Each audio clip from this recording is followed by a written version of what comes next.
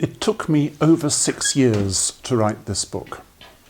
It came out in English in 2013, and within a year it had already been updated into a second edition.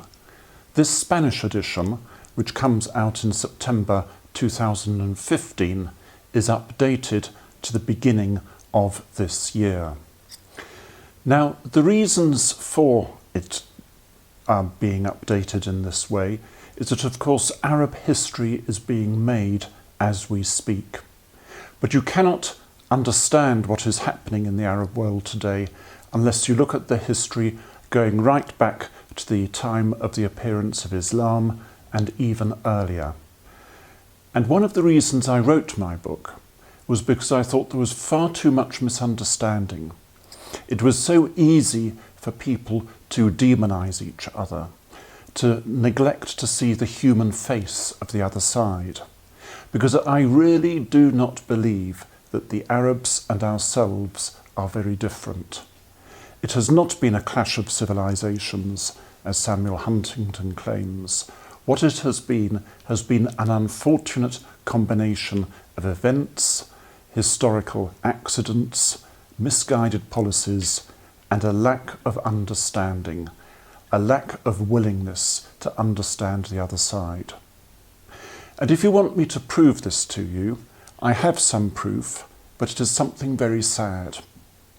At the moment, hundreds of thousands of refugees are coming to Europe from Syria and from some other Arab countries.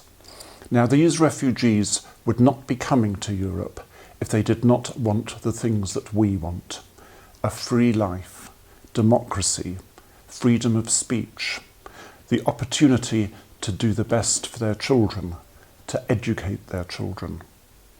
And when many of them go back to the Arab world, when peace eventually comes to Syria and these other countries, they will have been enriched by the experience in Europe.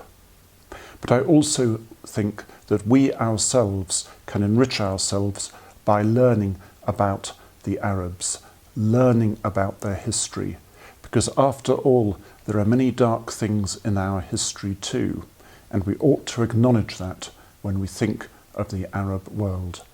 So I hope you look at my book, Una breve Historia de los árabes, and I hope that you enjoy it and find it interesting.